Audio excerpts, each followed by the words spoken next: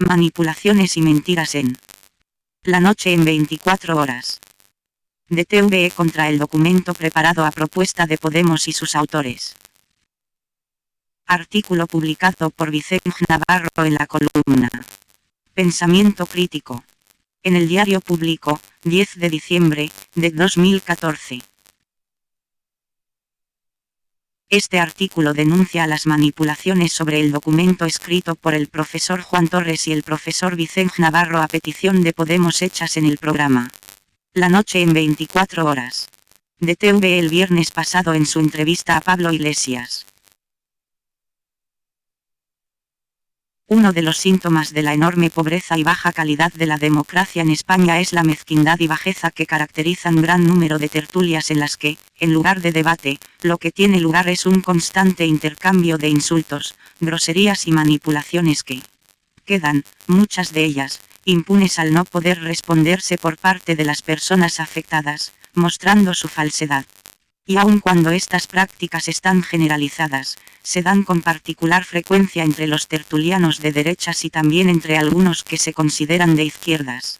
Existe así un enorme deterioro, diría yo, corrupción, de las prácticas periodísticas, que en lugar de debatir intentan destruir al que consideran su adversario. El último ejemplo son las intervenciones en el programa La Noche en 24 horas. De Televisión Española TVE, pagada por todos los españoles, en el que dos de los tertulianos se refirieron a mi persona intentando desacreditarme, mintiendo y manipulando mis escritos. Uno fue Antonio Papey, que se definió como socialdemócrata y que indicó que me conocía mucho. No conozco a tal personaje, pero podría creerse que su conocimiento de mi persona deriva de su lectura de mis trabajos. Pero es obvio, por sus críticas, que tampoco es así. Durante su intervención aseguró que yo he propuesto que en España, en la próxima legislatura del gobierno Podemos, se añadan 3,5 millones de funcionarios más a los ya existentes. Y para reafirmarse en que así lo he dicho y escrito, remarcó que dicha proposición aparece no solo en el documento Democratizar la economía para salir de la crisis mejorando la equidad, el bienestar y la calidad de vida.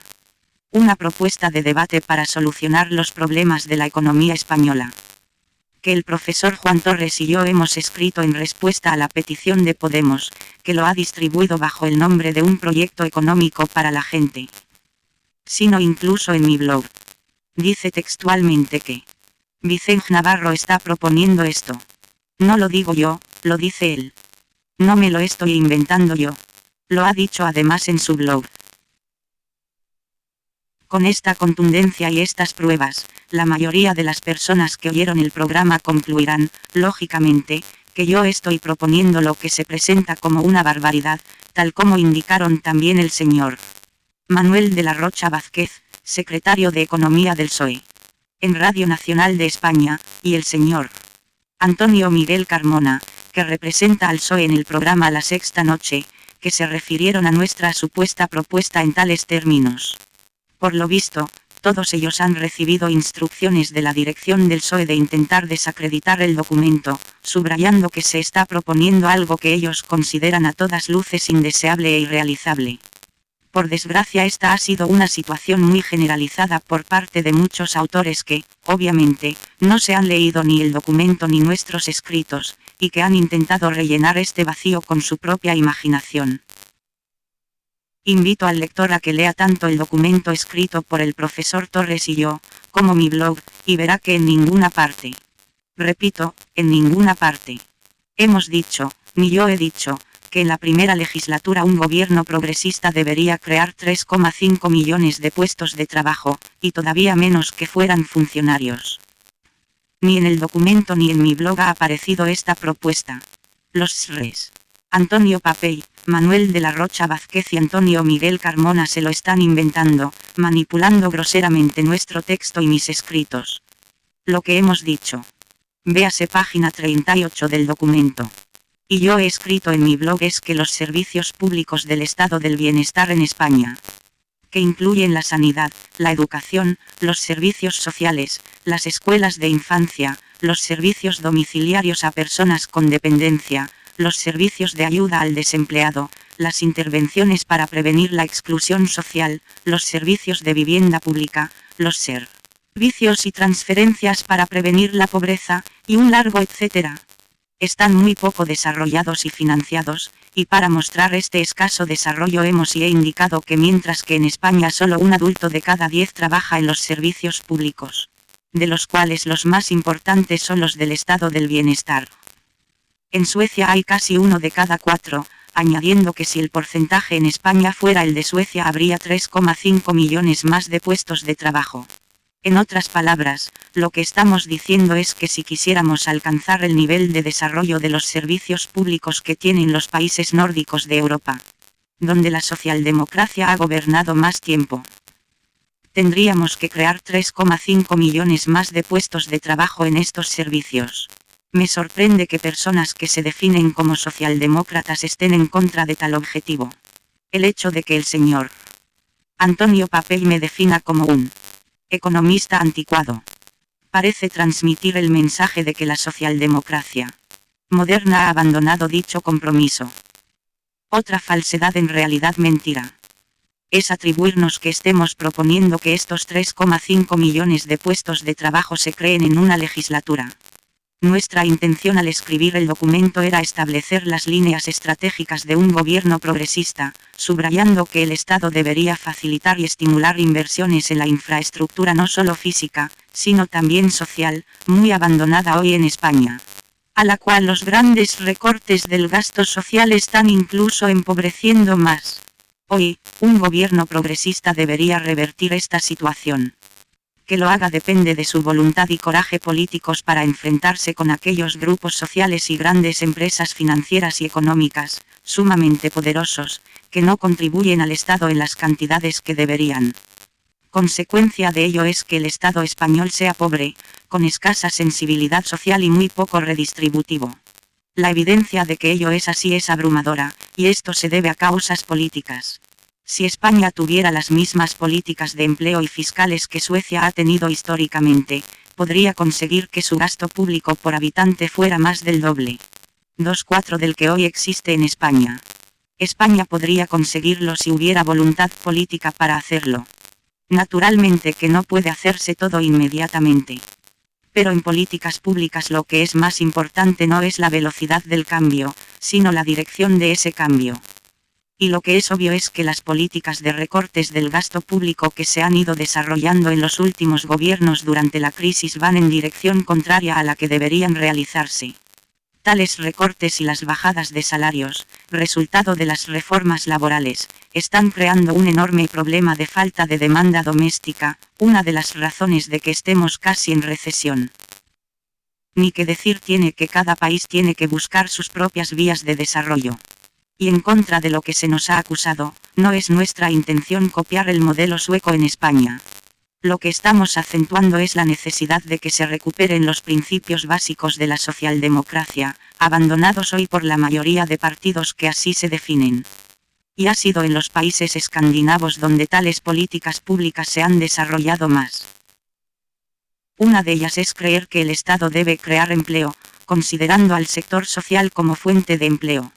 El Estado puede y debe crear empleo, bien sea privado, bien sea público, y dentro de este, el empleo público puede ser de tipo funcionarial o no. No es cierto, y es una enorme mentira, que estemos diciendo en el documento, o yo en mi blog, que haya que crear 3,5 millones más de funcionarios.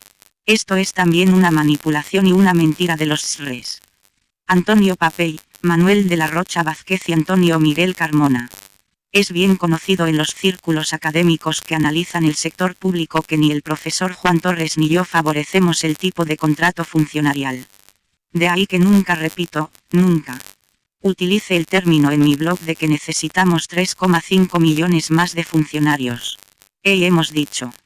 Vean mis escritos y también el redactado del documento. Que el Estado debería crear estos puestos de trabajo, lo cual puede hacerse de muchas maneras, de las cuales crear funcionarios es la medida que explícitamente hemos desalentado. La modernización de la socialdemocracia. Su conversión al liberalismo. Una de las políticas públicas que propuse hace años, de la que estoy más orgulloso, es la de que se estableciera el cuarto pilar del bienestar en España, que consiste en el derecho de las familias a acceder a los servicios domiciliarios para las personas con dependencia. Lo hice cuando asesoré al candidato del PSOE a la presidencia del gobierno, el señor Josep Borrell, uno de los políticos con mayor sensibilidad social en tal partido.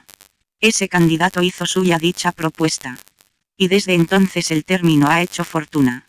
Esta medida ha creado empleo, pero no predominantemente a través del funcionariado. Y ahora, el profesor Juan Torres y yo proponemos que se establezca como cuarto pilar del estado del bienestar el derecho de acceso a las escuelas de infancia y que se amplíe el derecho al permiso de paternidad, medidas que son enormemente importantes para el desarrollo emotivo, psicológico e intelectual del infante, así como para ayudar a la mujer a integrarse en el mercado de trabajo. En realidad, la inversión pública en estos servicios es más importante que la hecha en la expansión del AVE.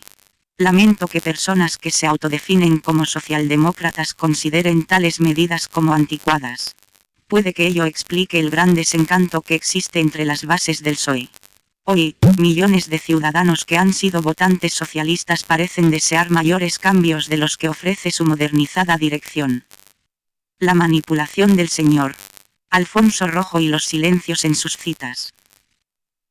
Pero el programa de la televisión pública incluyó otro intento de desacreditarme cuando el señor Alfonso Rojo me definió como prosoviético, por haber escrito cosas favorables a la Unión Soviética, indicando que ello refleja mi escaso conocimiento de lo que fue aquella dictadura o mi incapacidad, incluso hoy, de ser crítico con tal país, cuestionando el rigor de mis análisis. Entiendo que en su visión simplista de la realidad de aquel país, todo lo que aquel país ha hecho históricamente es negativo, y no hay nada que haya sido positivo. Para aquellos que, por nuestra labor científica, necesitamos mantener un rigor en nuestros estudios, la evolución de la URSS es mucho más compleja que una mera condena a rajatabla, sin más. Alfonso Rojo dijo que yo había escrito que el sistema socialista de producción mostró claramente su superioridad, deduciendo de mi cita que no conocía la URSS, o que carecía de actitud crítica hacia dicho país. Deliberadamente no citó ni el párrafo anterior ni el posterior a tal frase que yo escribí, ni dijo nada del contexto donde utilicé dicha frase, que no fue otro que la discusión del conflicto entre la Alemania nazi y la URSS durante la Segunda Guerra Mundial. Permítanme que copie todo el párrafo, en el que comenzaba diciendo, en la sección donde hablaba de tal conflicto, que el nivel de desarrollo de la Unión Soviética había sido al inicio de la Revolución Soviética mucho más bajo que el de Alemania. De ahí que indicara que, en realidad, en los primeros 30 años 1917-1947, su evolución económica fue un gran éxito, como lo demuestra que fuera capaz de derrotar a Alemania en la Segunda Guerra Mundial. Incluso Winston Churchill reconoció que la que derrotó a la Alemania nazi en Europa fue la Unión Soviética. El sistema socialista de producción mostró claramente su superioridad sobre el alemán. Fue la evolución posterior la que disminuyó el gran potencial de aquella revolución, como escribí en mi libro Social Security and Medicine in the USSR, cuya distribución fue prohibida en la Unión Soviética. Esto es muy distinto a lo que tal personaje me atribuye. En realidad, en contra de lo que Alfonso Rojo indica, conocí la URSS muy bien. Y mi libro, que como indico en el texto fue prohibido en la URSS, fue uno de los más críticos que se hayan escrito en inglés de aquella experiencia, lo que causó que fuera declarado persona non grata en aquel país durante el gobierno Brezhnev. La evolución posterior de aquel régimen reforzó, como mostré en mi libro, la dictadura de un partido que controló todo el Estado a beneficio de sus dirigentes. Pero ello no quita que fuera la URSS la que derrotara a la Alemania nazi debido, entre otros factores, a que su sistema de producción fue mejor que el de la Alemania nazi, lo cual debe reconocerse, por mucho que les cueste a personajes como Alfonso Rojo. Una última observación. Tengo que pedir a todos los lectores con sensibilidad democrática que nos ayuden a deshacer tales entuertos y a defendernos ante tanta manipulación y mezquindad. Les agradeceríamos que llamaran a los medios y a los tertulianos que hicieron esas acusaciones, y que les enviaran la evidencia que mostramos de su falsedad. Ellos tienen unas enormes cajas de resonancia que nosotros no tenemos.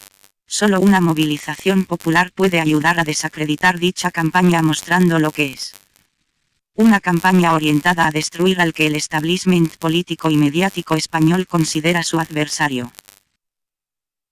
Nuestra intención, como lo era la de Podemos, era comenzar un debate muy necesario para romper con la sabiduría convencional que domina el pensamiento económico del país.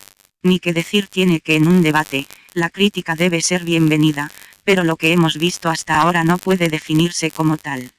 Y ello se debe a que no se desea, por los que controlan los medios de información, que son también de persuasión, que la sabiduría convencional se cuestione.